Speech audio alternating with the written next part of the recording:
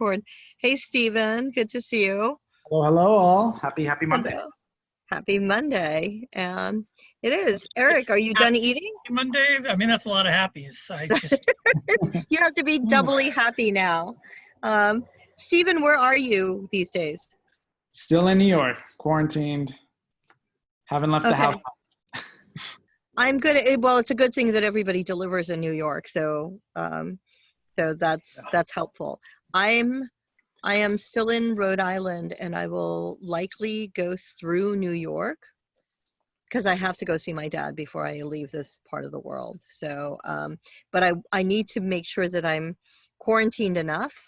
Like right now, I'm hanging out with my sister's friends group, so there's half a dozen people, kind of coming in and out. So I'm fairly comfortable with that, but my father's over 80, and I don't know how comfortable I am with whatever cooties I bring with me into that scope. So I may stop in Connecticut at a friend's house for a week or so, just to make sure that I'm fairly cootie free before I go see him. It's all the things. Joy. Yeah, but after I see my dad, then we can hang out before we go. So I was talking to Dustin at Vilcap, and he's like, yeah, we could go walk in the park or something. But so that's my chicken question. What are you looking forward to, or what are you going to do between now and the summit? Like what's top of mind? What are things that you need to get done? The delineating point being the ESHIP summit. What does your life look like? Michael, besides filling out the registration form and not having a timeout? So, between now and the summit, what does my life look like? Mm-hmm. With regard to ESHIP stuff in general? Well, it doesn't have to be. Well, I have got my hands on CJ's book, as well as Feld and Hathaway's two new books, and I've got a lot of time mapped out for reading and reviewing all of that material, as well as a handful of articles and stuff that I want to read, just to at least feel like I've really done a survey of the existing literature, so to speak. I'm probably familiar with a lot of what's in there. I've scanned them, but I want to be one of the people that has actually read the books and not just dropping the titles. So meta entrepreneurship. That looks very interesting. There's some stuff in there that it's refreshing to discover he has written down and provided some more references to some of the things that we stumble into conversations with people about. And what else? I got a copy of the Rainforest as well. So I guess those 4 books are on my desk right now. Only 4? Well, I mean, I don't know how much I can get through in the next couple of weeks. But that's all right. There's over 100 books on that book list. Yeah. Cool. Go ahead and call on somebody. Oh, so many choices. Right. So eeny, meeny, miny. Eric, what are you doing? What's life like right now? What's it going to be like? That's a real good question. I'm going to be typing as much as I possibly can between now and the summit. No actual words. I just want to kind of practice my typing. I think that's going to be a skill that's useful in the future. I'm just making that up. Boy, I think my work is related, and I think we'll have a couple things from Forward City. So I'm overseeing some of the work with the ESHIP communities, which is really derived from this whole initiative in 4 different places around the country, particularly New Mexico and Long Beach, California. So we're just still digging in on projects and how do we get councils to work and sort of, documenting not just the process, but both the process and some of the thinking behind some of the decisions we're making. So it's, I don't know if that means much to folks, but I'll be doing a lot more of that. Is this something you'll be publishing, public facing articles, and is it internal documentation? So good question. The contract that Forward Cities has is with, or the, I forget, it's a contract grant with Kauffman Foundation that Forward Cities has. I think how the information gets shared out at the end is something that is that happens in the next year of the grant. So I don't think that's fully like baked in. So rather than be wrong on a call on a call that's just part of this overall apparatus. I'll just, what I can say is that I know that the lessons learned, and the intent is that the lessons learned and some of the documentation around how different cities are doing this work is to be shared with the wider community in order to both, one version is doing a council meeting in a box. You know, how do you set up these community councils in order to help your community move forward? Navigator programs, other kinds of things like that that we're working on. The intent is to be able to share that more widely so that in some ways this is similar to the spirit of, say, Code for America or Techstars.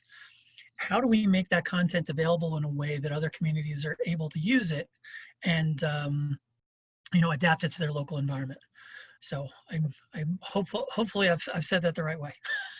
And you've just teed Stephen up in such a way because Stephen's working on something around some of that. So Stephen, what are you going to be doing? Oh man, so apart from bubbling myself in from the world, you know, I have to guide discussions across this startup weekend for community leaders, which is going to focus on ecosystem building, which is interesting to seeing what they're thinking about it. It's probably going to be sometime in October. So I'm trying to make sure that they play nicely and don't, you know, compete with other relevant projects and ecosystem building stuff that happens in October. And then kind of defining that and seeing what could be some of the topics to what they're thinking, and then getting the community involved with getting some feedback from them as well. I know it's in October, so it's pretty much crunch time to try to get something by the end of the month to have enough structure for that. The other things is mostly Startup Week in Hartford, getting them to launch that properly, and then Atlanta in November. So Startup Week in Hartford, and have you talked to Danny Breer? Danny Breer, no, not recently. Okay, so Danny, who used to do the STEMI Coalition, then called Invention Convention. It's invention work around K through 12 that was at one time funded by the Henry Ford. There are some things shifting around COVID, you know, because of that. But Danny's in Connecticut. Well, right now he's in Maine, but Danny's well connected in Connecticut around that community. So if you need a connection, let me know. Otherwise, he's an SC. He could be an interesting speaker because it's a startup week, so it'll be a 5-day festival. So he could be a speaker for the community. Okay, and he's got a network of people around around invention and STEM, right? Who are in Connecticut. Right. The other person who's in Connecticut is Bill Kinney. Bill Kinney, okay. Right. So just remind me. Hi, Katie. How are you? I'm good. Were just, as a check-in, we were talking about what you're doing or working on or looking forward to between now and the summit. So to put you on the spot as you just came in. Yeah, so kind of you, Cecilia. Yeah. So I don't know if I've mentioned this before or not, but I was supposed to. I've built the launch programs and all of the stuff with no help here at Wake Tech, and I was supposed to have been able to hire, and money had been approved to hire 2 people. and I'd interviewed and identified 2 wonderful people in March, and all that died with COVID-19. One of them, the money got taken away, and the other one, the money was there, but we couldn't get through the background check process because courthouses across the country were closed. So what I'm excited about is that my new person started today. So I'll actually be able to do some things that I want to do because I won't have to do every single step in every single process for my program. So That is definitely exciting. Yes. it is very exciting. All right. Let's see. It's so wonderful. Thank you. It's good to catch up. And as I mentioned to all of you at some time, and before the call and on the intro call, that the cadence of ESHIP goal calls is shifting. I think we've done these to the extent that they could be kind of evolving along the way, and now we're seeing the need for more cross-goal conversations, more of an opportunity to catch people up on projects and invite people to brainstorm around projects and things, to onboard to what the heck is this ecosystem building stuff, and what is ESHIP, and what do you mean by goals and that kind of stuff. And then there's also a want and desire from this community for more community time, more hanging out with people like you, right? With the intention of getting to know more of people so that you can rattle off, oh, there's a bunch of people in Hartford or in the Connecticut area. Here's who you should meet. So the seaplane going over my head. And we lost Michael. But we're seeing that evolve, and the ESHIP Summit will kind of be the point in which it stops. There's a couple of ideas for the 3 goal calls that are scheduled pre-summit. So we're going to be talking about that with ESHIP champions in the next ESHIP champion call at the end of the month, which I have to send a doodle out for. So that being said, as we come up on this moment, and for the past couple of months, as I said in the introduction email, the reminder, which got sent out a day early, was so we've talked about how we design and how we curate and how we invite people, and how do we do this collaborative culture kind of thing. So as we draw closer to the summit, and knowing that people from varying levels of engagement around ecosystem building, entrepreneurship, are coming to this summit, what are some things that you want to share with the people in the community and around the community, and those of us who work with, like, the summit team, to talk about some things that you feel are important to integrate and include as we welcome new people. So that's the question I have for all of you, is what does that look like? I know Eric added some notes, and Eric, you have thank you for populating the agenda so far. Do you want to drop a link in the agenda? I have access to the document. Although, thank you so much for modeling good behavior. Did we, I was eating a bite. Katie, did we ask you our lead in question? Yes. Because if so, okay. So I missed a good chunk of that. I'm sorry. So she has a new person starting. It's very exciting. Oh, that's right. Yeah. Okay. Let's see. So you're doing that. That's fun. You're doing that.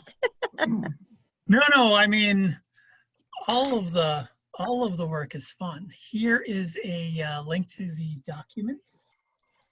So what else did you want to cover before we dive into big BHAG questions?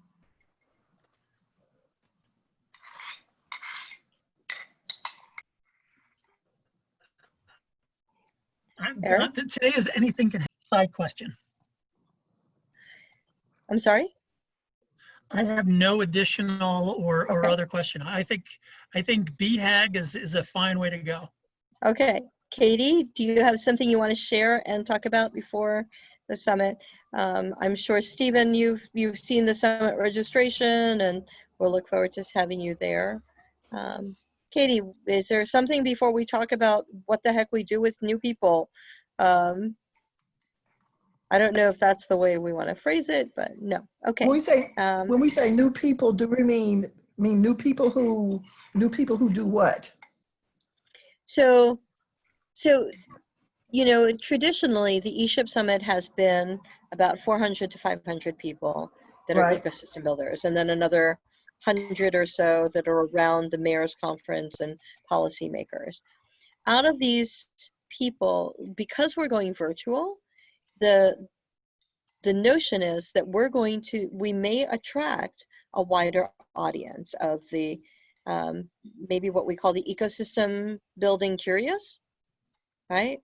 I've heard this term. People keep talking about this thing. What does it mean? I think I do this. I'm not sure. And how do I get involved? And all those people. So I know, Michael, you spent some time over in Australia. How did you connect to ESHIP? What drew you in and interested you? And how did we kind of keep you, like, what was the hook that that keeps you engaged? To the ESHIP summit and these goals and all of this. Actually, can I make what might be a friendly amendment or ask a related question? Okay. I'm just going to charge in there and try and do it, which is, I think one, not confusion, but one thing that's not always clear to folks is the difference between the ESHIP work, which is specifically around building the field of ecosystem building, and why did one get into the field of community building and or ecosystem building. And I'll just say more recently, over the past few weeks, I'm hearing of a lot of people who they're in on the community building, ecosystem building work, but the idea of building the field is like, so those are two different things. And I think it's useful to kind of disentangle those. I agree. I think we've had that conversation multiple times on these, that there are two different tracks. The people who are wanting to establish entrepreneurial ecosystem building as a profession, and the people who are wanting to do the work of building entrepreneurial ecosystems. One of the things that's confusing to me is we are talking about entrepreneurial ecosystems, but we don't say that. We just say ecosystems. And I'm wondering if that's not also creating confusion. It just becomes a mouthful. It's hopefully, you know, in the context of a call like this or a summit, nobody thinks that we're talking about ecology and environment, biological systems. But yeah, I think about that a lot, Katie. But it could be a different kind of ecosystem out there, not just a physical one. But I think that if we can find a way to make it clear, abundantly clear, that it's really entrepreneurial ecosystems that we're looking at building. On a quick side note there, I think it's a good practice to make more allusions to the metaphor of the ecosystem, which is very useful. And because an ecosystem is extremely complex with innumerable interdependencies, I think it's a very good metaphor. And I think I witness a lot of people saying the word ecosystem when they really just mean, you know, all of the entities that are here, like thinking of it in terms of a topical mind map rather than a neurological network of synapses, something really complex. But I think I can take a stab at Cecilia's question. And this, let me try to do this concisely.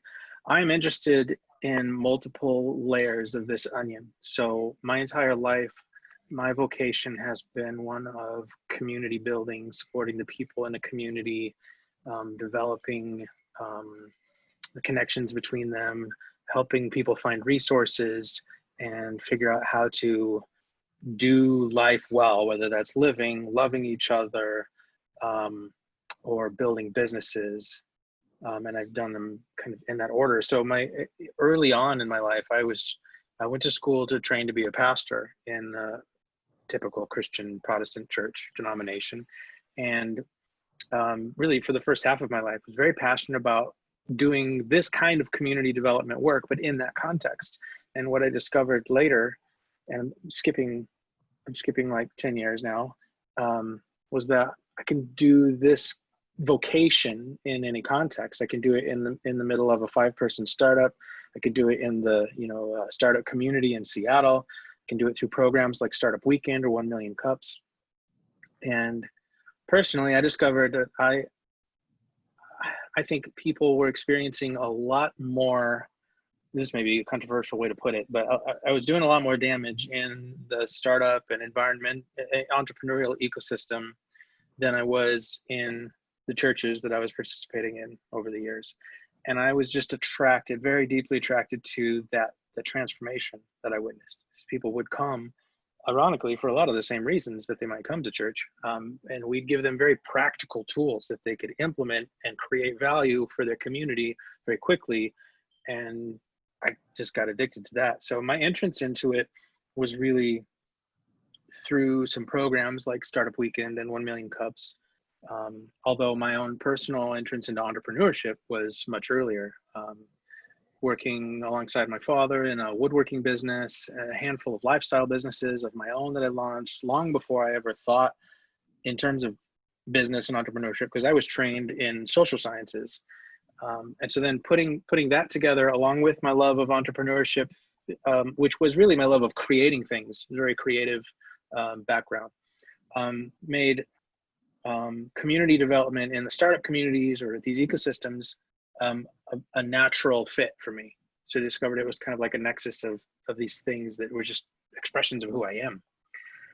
And the startup community is very innovative, so there's a lot of creativity there. I'm not good at doing super repetitive processes over and over and over. Those jobs typically reject me very quickly. And so working in the innovation field along with community development has been my thing for a long time. And I discovered the Kaufman version of, so maybe 7 years ago, I bumped into Up Global in Seattle, and I became their first project manager. And I quickly fell in love with the programming. I'd never been to a startup weekend before that. But then I started traveling around and have since done 60 startup weekends. And one day I was in Kansas City, Missouri, doing a startup weekend there at what was Think Big or Big Think. There was a co-working space, not there anymore. And so, some of the attendees were like, "Oh, you're going to be in town for a week. You're coming to 1 Million Cups." And they dragged me. That was my first 1 Million Cups. And after that, I started going to 1 Million Cups in every city that I would visit if I was in town on a Wednesday morning. And I think I just got pulled into the rest of the Kaufman stuff through that community slowly. It was ESHIP. I've been meaning to go for 3 years and have just always been, last year I was in Australia. This year I could go if it was in person finally, but it being online will make it very, very much easier. Yeah, and so I just participated in the Advocacy Day, which was going to be in DC, but we did that remotely last week, and that was fantastic.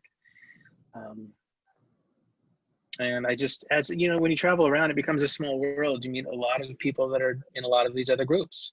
And so they suck you into their communities. And now I'm working on this stuff from 10 different angles.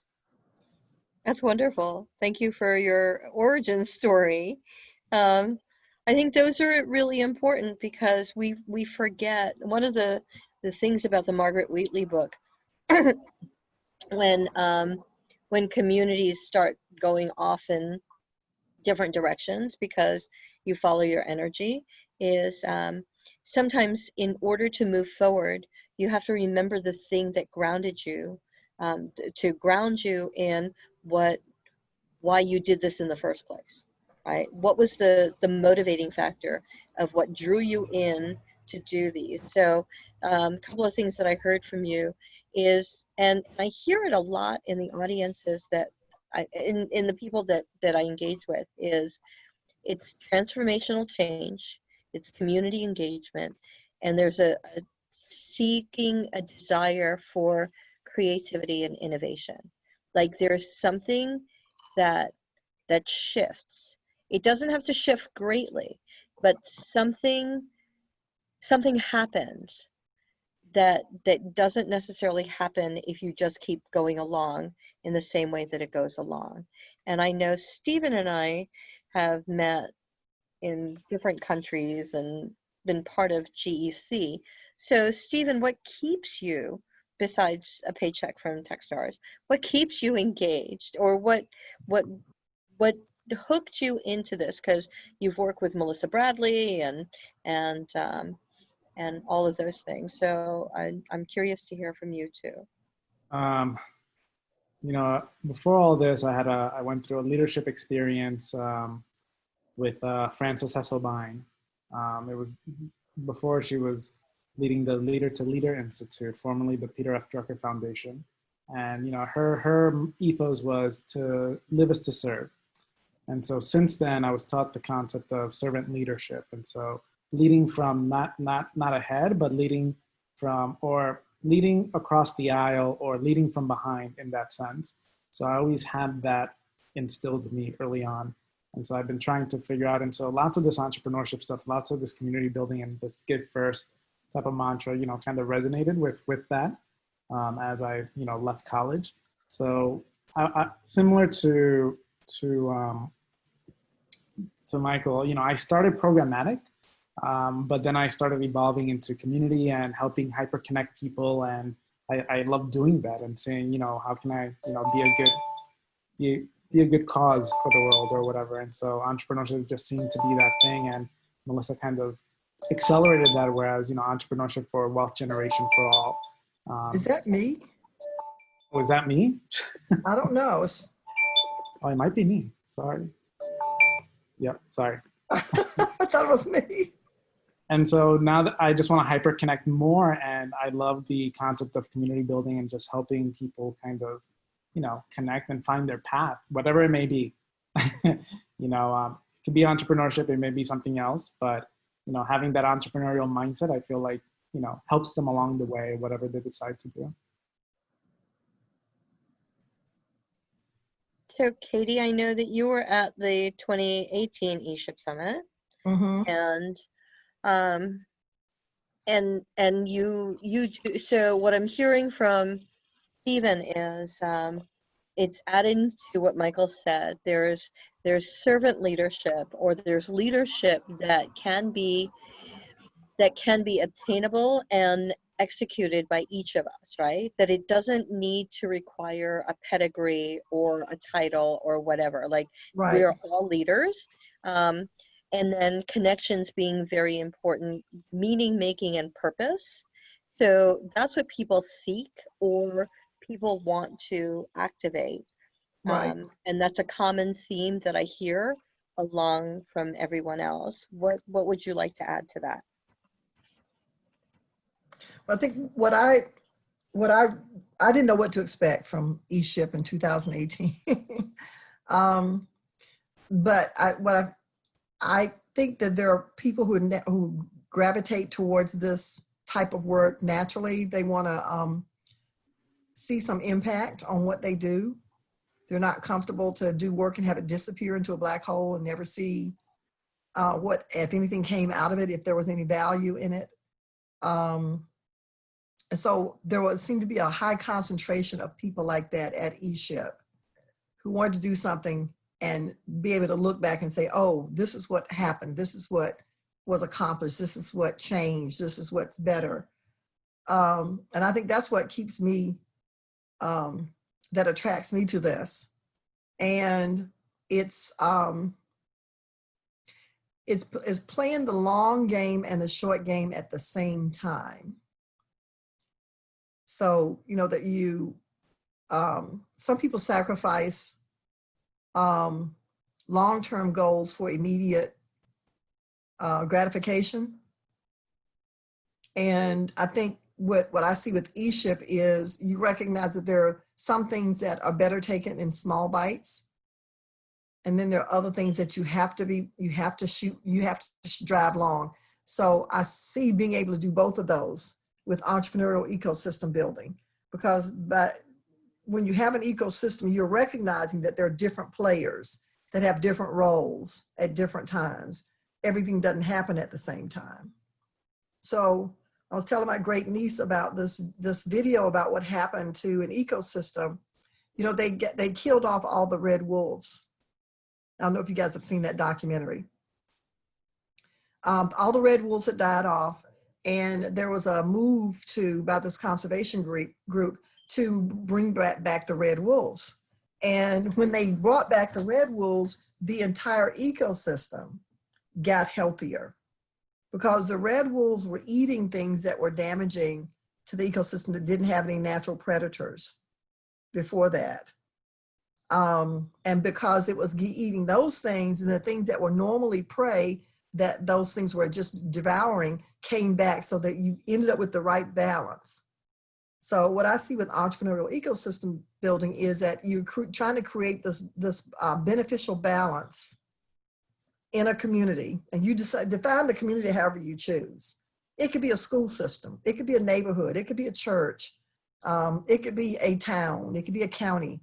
But you're creating this balance in this, however you define this community, that where everything is able to function better because of the proper existence of all the other things. So if you go into, I just spent the last 2 weeks in New York, working out of my daughter's spare bedroom in her apartment. And we were driving around, and there were these giant, massive red brick apartment buildings. And there are a couple of complexes like that, and they always look out of place no matter where they are, because they're just stark. You know, they're just big boxes with little windows all over the place. And she says, well, Mom, those are the projects. And I think about what happens when somebody came into a community and changed the balance, and you ended up with a community that is either so affluent that people just stay in their houses all the time and don't interact with each other, and they end up in their own little hovels, or a community that is so poor that everybody is destitute, nobody has resources, and then you have things like drugs and gangs and other vices that take over in that community because it's out of balance. So I see ecosystem building is how you can create an environment where balance exists, and everything is better off. Does that make sense? That was a long answer. No, that was beautiful. Thank you. I'm going to recommend another film for you to watch called Little Big Farm, or Big Little Farm. Big Little Farm, maybe. Big Little Farm or Big Little Barn? Farm. Big So Little Farm. it's either Big Little Farm or Little Big Farm. It's one of those words. I can't remember if it's one or the other.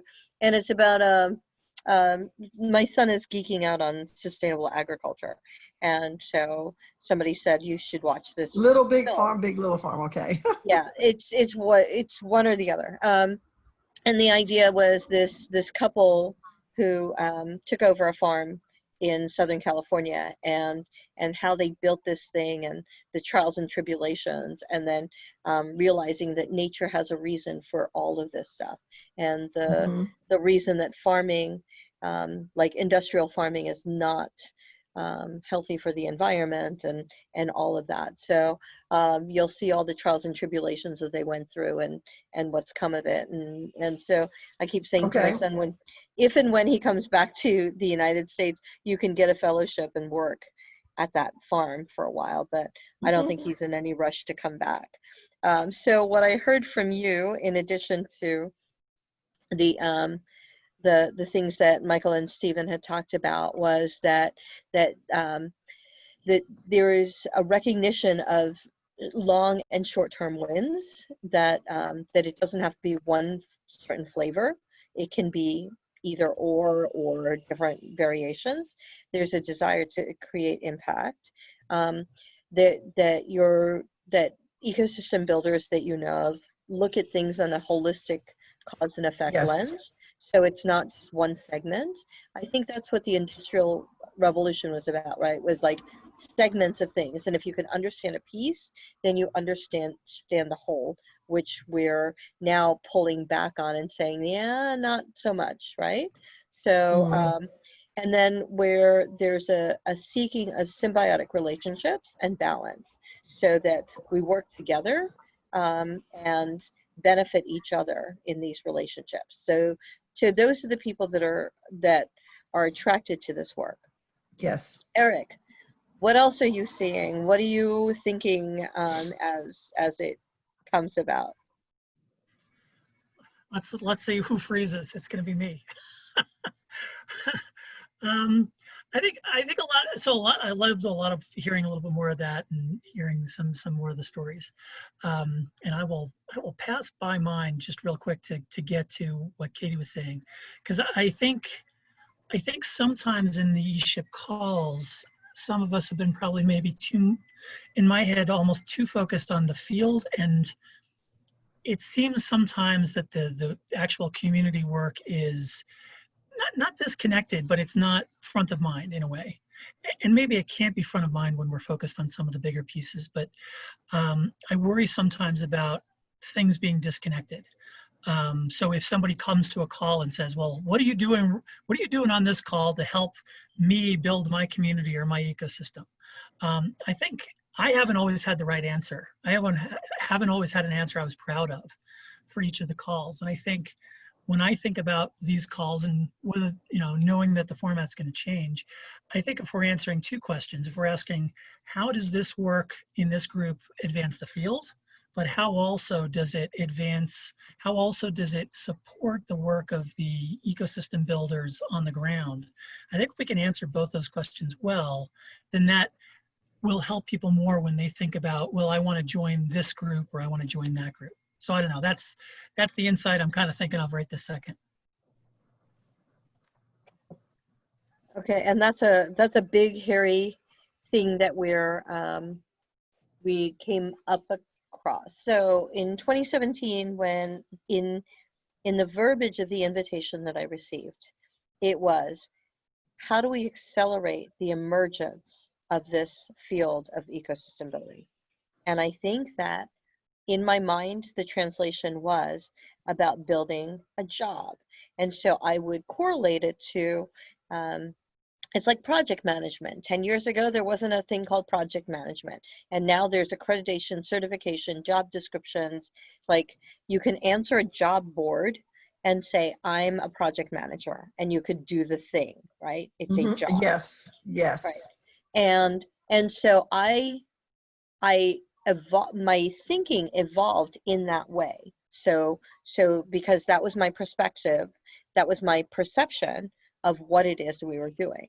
And in the last couple of years, as this work has emerged, some of it is, I think there's a skill up in a way. You can be a policymaker, educator, librarian, or economic development person, and you do that work, and as an additive, there's this thing called ecosystem building, which incorporates all of the things that all of you talked about, right? This holistic approach, systems thinking. You're doing this role, but you're doing it with a different lens and perspective, right? So there's that. I also think that there are people just trying to do whatever it is they do, help an entrepreneur, small business, be a banker, be whatever. And they're looking for whatever solutions are going to help their community thrive. We don't care what you call it, just bring it here, because I just need us to get more robust and a thriving environment. So they're not actually necessarily the ecosystem builders, but they're seeking solutions for their community. And so all of these people are kind of converging, and depending on the lens and perspective that we're looking at, trying to support all of these individual groups with this magical thing we call ecosystem building. And we kind of know that ecosystem building is the answer, but it doesn't look like the same answer for all these people, right?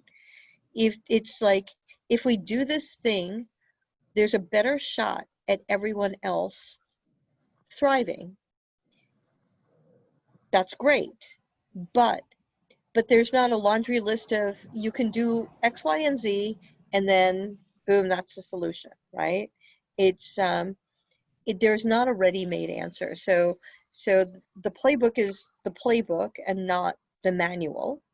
Like, be an ecosystem builder, do XYZ, get the certification, go talk to 5 of these people, and then boom, you're an ecosystem builder. Like, that's not working. So I don't know what that is. Now, we're going to have this convergence of people who are, just like all of you are working in ecosystem building in your custom and bespoke ways, they are going to be seeking all those different things for themselves. What can we do as a community to shepherd them, be an ambassador, help them find their lane? What are the things that we need to do in order for that to happen? I still think that we need to, I still think the 7 pillars that we need to focus on them understanding the components of an entrepreneurial ecosystem. You know, and hopefully they can find themselves in those components. They may say, oh, I already do this one. I already do these 3. And maybe if I focus on these 2 more, then what I'm doing can be even more effective. Maybe I'm already working very hard on a collaborative culture, but I've not really focused on that inclusive feel thing, or I haven't really tried to connect with other networks. So I'd love to see us have them walk away saying, okay, I really understand these 7 magic components of an entrepreneurial ecosystem. So I see those as pillars, right? Okay, pillars. Pillars, we modeled them under UN sustainable goals. Like, if we work on these 17 things at the UN and around the world, then the world won't implode, right? So what we see with ecosystem building is that these 7 things are fractal, which means that it works for the greater good and the greater world and ecosystem, but it also works in local communities. So to Katie's point, if you're in Wake and we make sure that there's diversity represented, like there's lots of different kinds of people that are around, we come to it from a collaborative culture, and by Michael, we come to it from a culture of collaboration. Then we're looking at a shared vision so that there's a North Star that we're all aiming for. And no matter whether you're in a valley or a peak, you're aiming in the right direction or the same direction. Doesn't have to be right or wrong, but we aim one way, right? So we can move impact forward. Then you've got connected networks, so nobody's working in a silo. We can see what each other are doing. So we permeate the silos and connect the networks. Then we've got that practical metrics and methods, so you know where you are and where you want to go, so you're not revolving around in circles.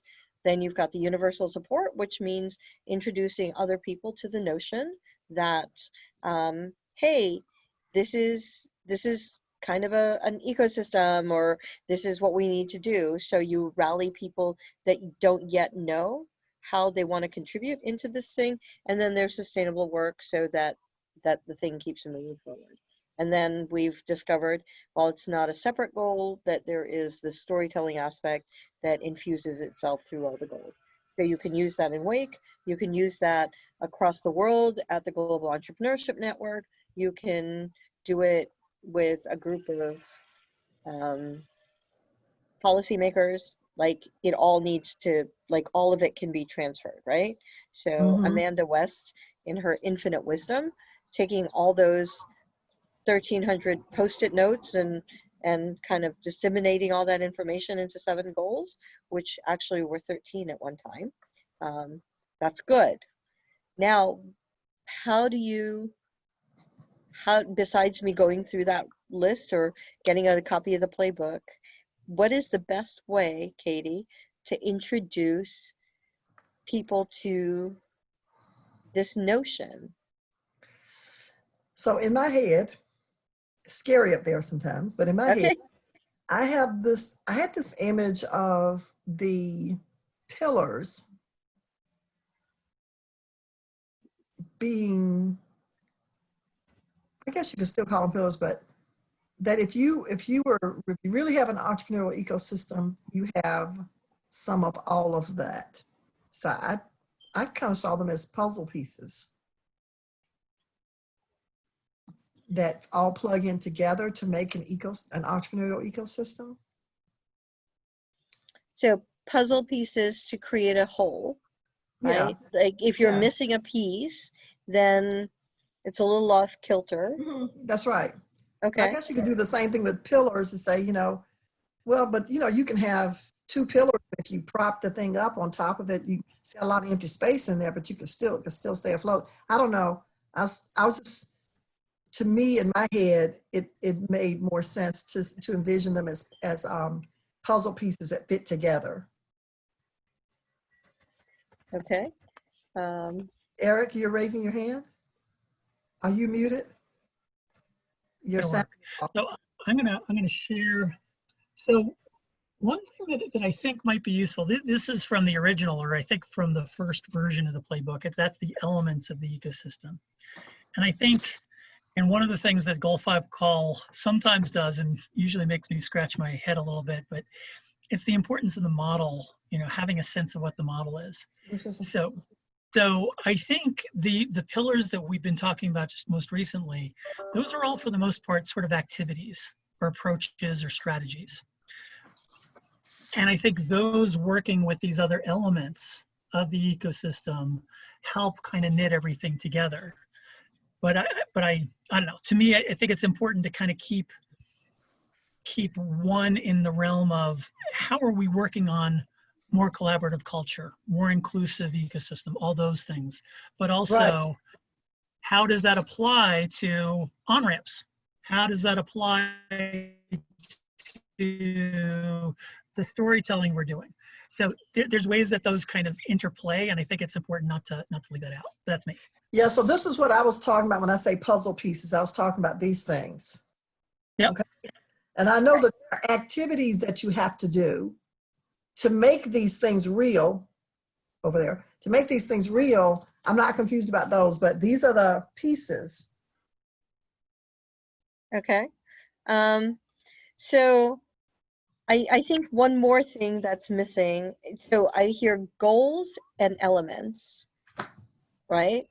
I also think that those rules of engagement are important, because if you don't offer people guidelines, they're not like, these are steadfast rules, you can do this, you cannot do this, but these are the ways that we invite you, right? Invitation is very important.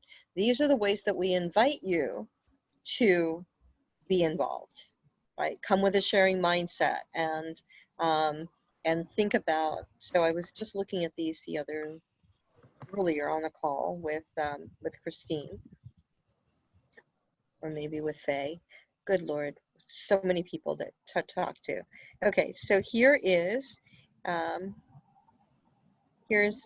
rules of engagement, which were in the first book, and they've continued forward, right? Break rules and dream, open doors and listen, experiment and iterate together, design for the whole system, take our work seriously, not personally, know that done is better than perfect, define and own our next steps, have more fun, and pay it forward. Like, those are the ways that we show up in community. I think that when you have some essence of how you should show up in community, then it gives people the opportunity to understand the way that that you should engage, or the way that people engage. It's not a dominant culture of this is how you behave, right? But this is the invitation to engage in this way. And Stephen, when you do startup weekends and such, there's some norm setting.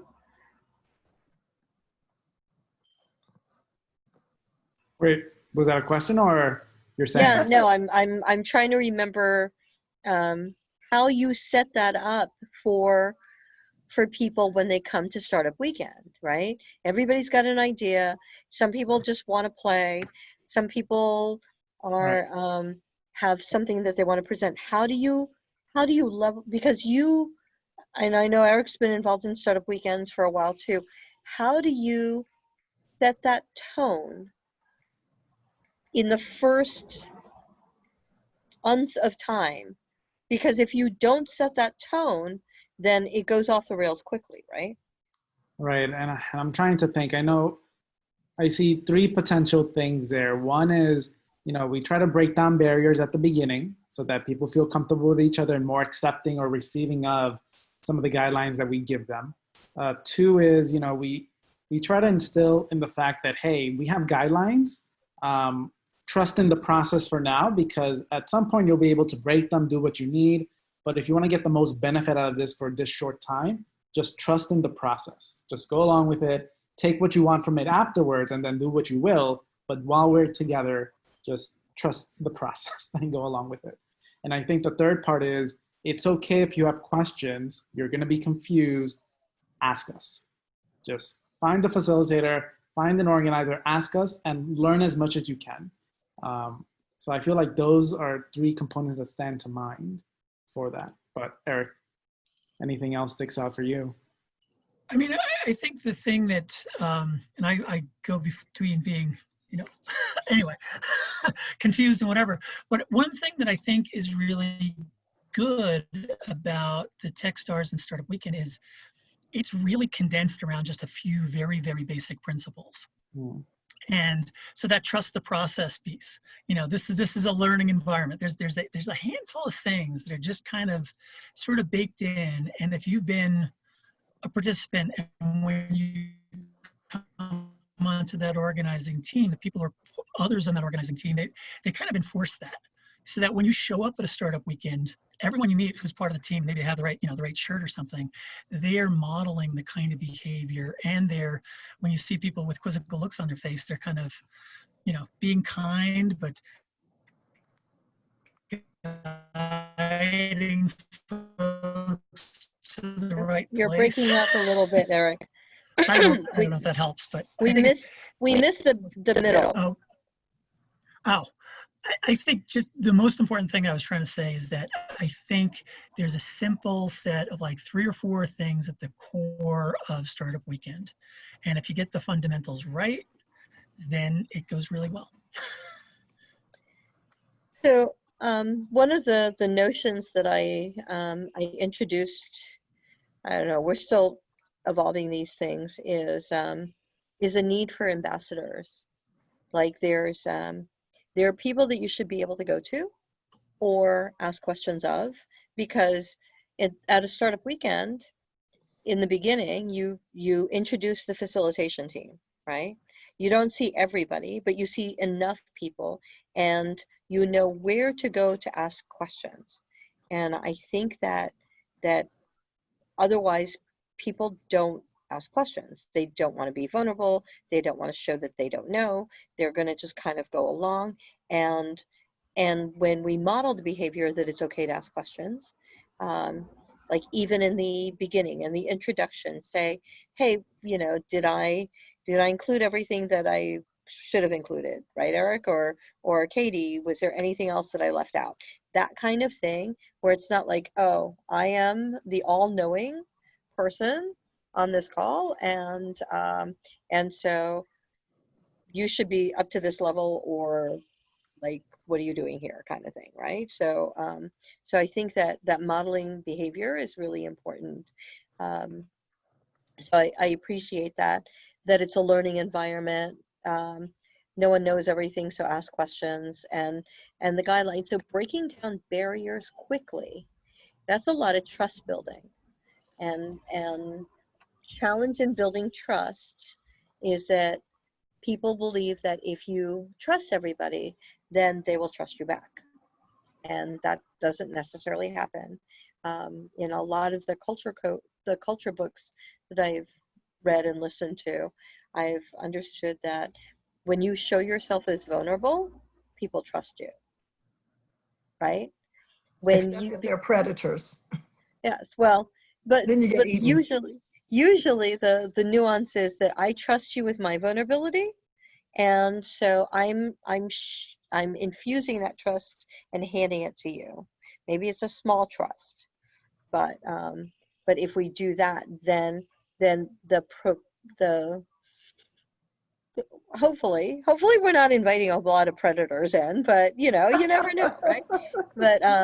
But then how do okay, so I'm curious, Katie, because that's a good point. There are going to be people that are going to come in that don't know. You don't know what you don't know. You know what you know, and you don't know what you don't know. And behavior setting, and it's not necessarily, we don't want to create a hierarchy, first of all, because how do you lead when there's no leader, right? But also Well, since we're you all leaders, right, so then if we're all leaders, then it's not like here's the enforcer team, right? Here's the enforcers if you step out of line kind of thing. But how do we promote or engage for people to, for lack of a better term, police themselves, or the community to kind of help moderate that?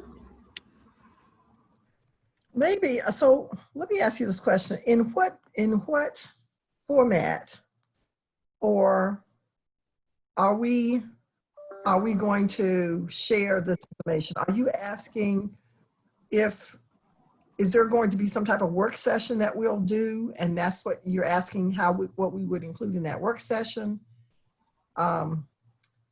So as it stands right now, there's a design team who've been meeting for months and months. That's the Kaufman Goals team, which was Lauren, Andy, myself, and Christine, right? So we work around the summit and the ESHIP goals and national resource providers and all of that. And then there's the production team of Wellington, who helps facilitate the production of ESHIP Summit, along with other conferences that the Kauffman Foundation hosts. The Value Web, which is the content of how we interact. So when you were at the ESHIP Summit and you broke off into small groups and that facilitated learning and sharing, that was the Value Web. You were, if I remember correctly, you were on the call where we brought together a group of national resource providers and a group of ESHIP champions and started integrating what field leadership looks like, and inviting you all to help us work on what field day looks like on the 29th. So to your point earlier in the call, there is the practice of ecosystem building, and there's the profession of ecosystem building. And the profession of ecosystem building, we need to move the field forward, right? What does a professional field of ecosystem building look like? That's not necessarily all the people that are coming to the summit, what they care about, which is exactly why we were intentional about splitting up those days. So the 15th and 16th is about ecosystem building as a practice. So does it make sense for us to, since we know there are these pillars of ecosystem building, I keep going back to this because I use this thing as a guide to see if programs that I'm developing really qualify. Does it make sense for us to have like little breakout rooms, virtual breakout rooms, where people who want to know about these different things can just come and talk to an ambassador? So I think that what we're hoping for, what I'm thinking, and Eric, you'll have to chime in on this because I'm going to ask you too, is I think that somewhere between the 15th and 16th and the 29th, those people that are interested in more of this stuff, and maybe there's a session prior to that, right? where it's an introduction to ESHIP goals communities, where we would get on a call with people and be able to kind of level set and introduce. So I don't know that it's going to happen at the summit, but it needs to be part of summit design in some way.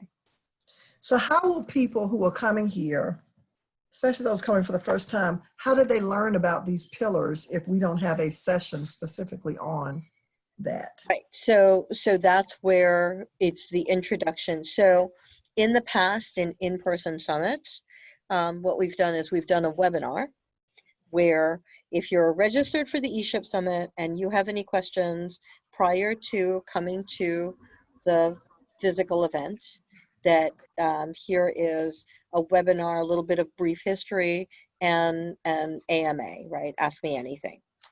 So we've facilitated that. And then there's also an intro in the very early part of the summit.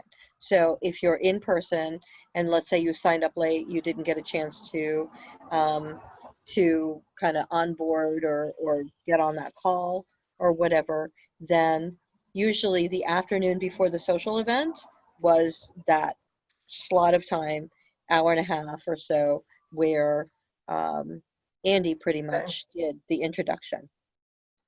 So because this is a virtual environment, we're going to need to figure out, do we do more than one virtual call?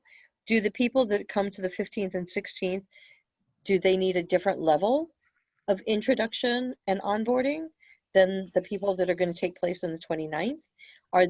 Will we grow that number of people for the event on the 29th?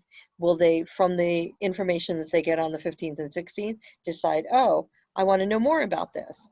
Or they'll go, okay, I'm good, and I'm just going to go about my business.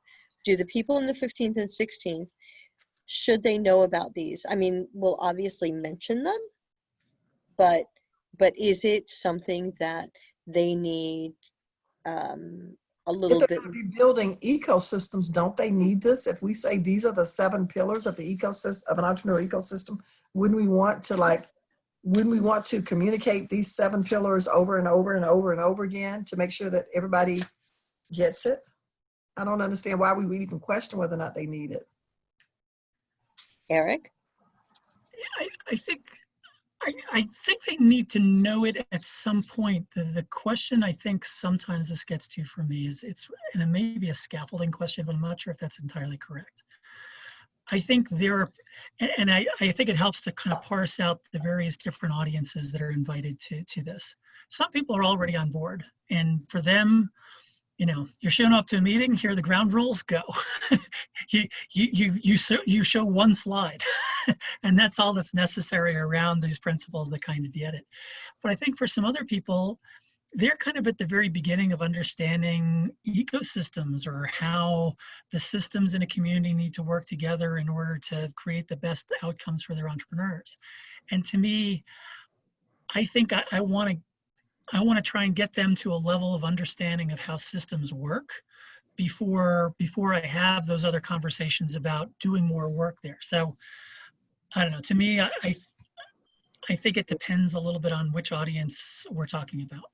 I will say that for the skeptics in my community, let's say the Washington, D.C. Economic Partnership, they don't know what the hell this is. They think I'm a loony. They don't understand what I do is their best response to me. But if I were to invite them, they would get overwhelmed with all this and I'd lose them. So is there any way, whether it's like a 1 or 2 email series or something to kind of to feed them beforehand so they're kind of prepared or they don't get turned off or overwhelmed when they join the summit? Because I feel like to that point, they might get overwhelmed and they get defensive. They don't want to admit they're wrong or whatever, and that's it. We lose them. So is there anything we could do to kind of ease them in? And I think that's the nuance that we're trying to figure out, right? So Eric, Dia, Beth, and Tiffany did an introduction, Stephen was on, introduction to ESHIP Goals Community, right? And where we talked about the 7 goals, we talked about storytelling, we talked about how the summit evolved and offered an opportunity. Stephen, is that level of knowledge for say like the group that you introduced, is that level of knowledge too high, too low, or just about right for them to attend? Ooh, I don't have a sample set or data to kind of, give you a good answer there. It'll be all subjective.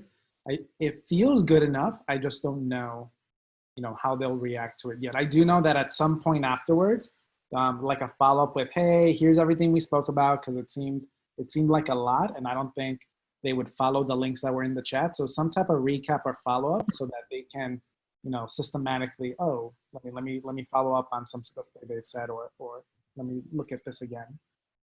So I think that's definitely something that that the Eric and all of you who facilitated that call, we should figure out a follow-up email to here are the links and that. So that's a great response, Stephen, for everybody who was on the call. We will have another opportunity on the 26th of August. What we've done is we started these calls with, it's the Slack channel and the people who have registered for the calls. The next group, we widen the invitation a little bit further to introduce the Facebook group, right?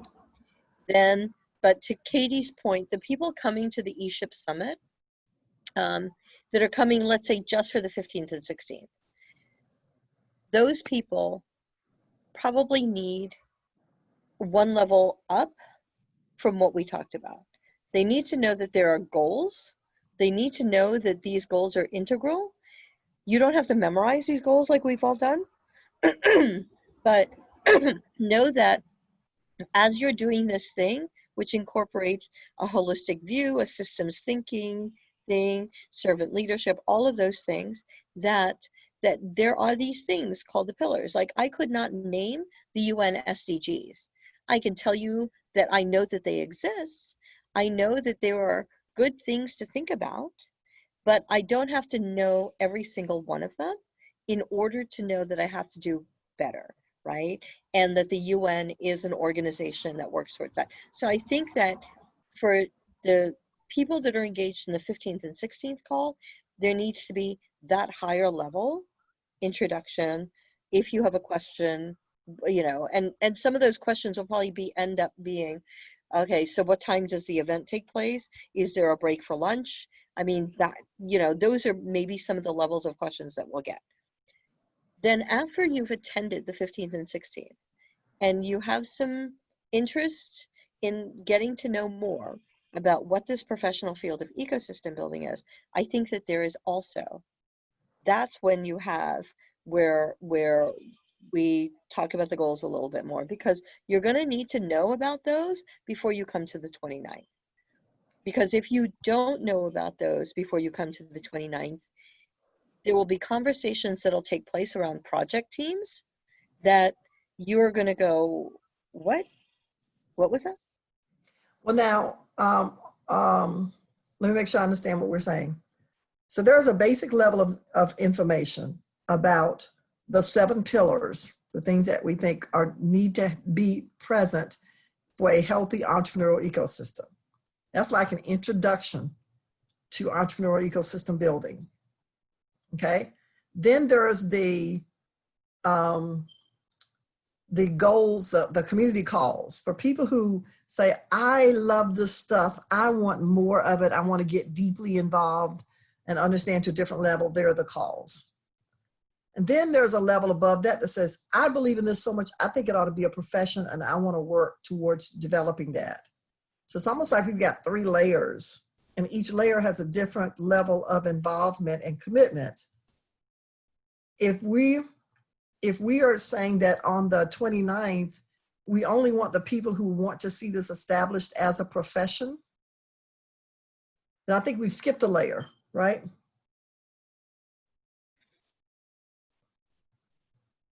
Because I think there are people who want to be involved in the conversation about actually building ecosystems that may not want to actually develop the profession of ecosystem building.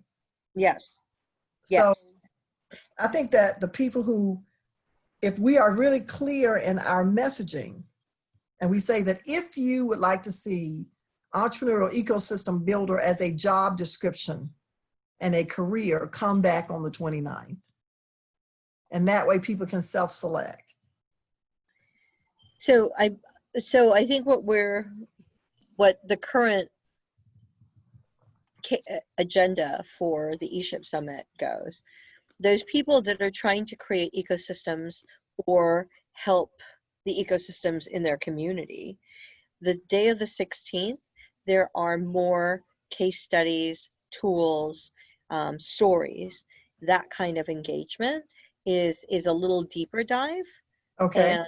And that's what the 16th is for, right? Okay. So this general, what the heck is ecosystem building kind of thing, that's a, why is it important?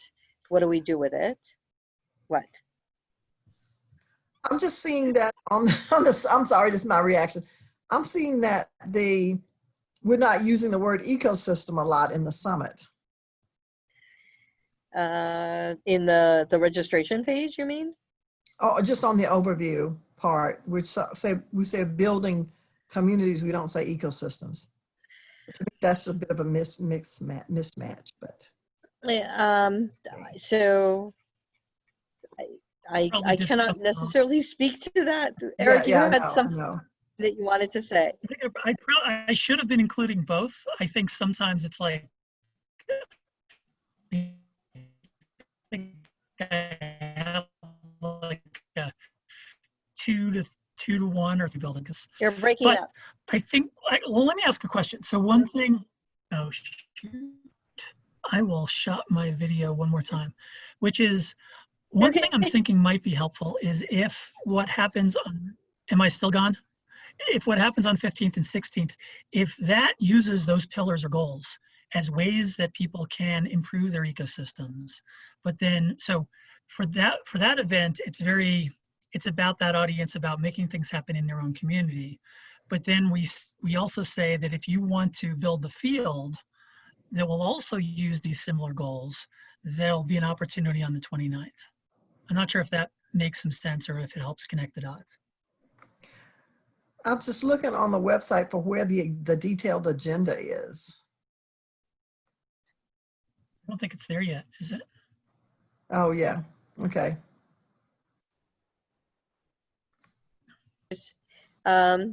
It's evolving. Okay. It takes a while there, and then depending on the audience and the engagement, if things need to be shifted, that happens too. I want to be mindful of everyone's time. I appreciate the energy and the brain trust that you've shared. It's really super important as we think about the design and how we execute and how we make sure that that things move forward at a pace where people can be on board and moving forward. So this is super helpful, and that gives me an opportunity to share out with the design team. Stephen, I did get your email, and I think one day soon you and I will need to connect. I will tell you that there are events in October, so I will share with you. These events are happening in October, so you want to make sure that that your audience doesn't necessarily conflict or fall under that. The IEDC, NACI, and Change Catalyst overlap, but their audiences are very specific and don't necessarily, the audience doesn't overlap. The content still has ecosystem building, but it doesn't only have ecosystem building. Does that make sense? Got it. Okay. Okay. Are there any questions before we call it a wrap? Thank you. I'm going to send Eric and Katie, you will have a doodle to fill out for the last week. Oh, great. Thank you. And then there's another event that will take place in the following week in September around the field stuff that we were talking about for the team that got together when we were playing with the Miro board. That will be either the second or third, but one step at a time. Anything else? Cecilia, Any thanks parting everyone. words? Onward and All right. upward. Excelsior. Take care. Oh, Bye. Stephen, I'll let you know if I'm coming to New York. okay, awesome. Okay. Safe travels.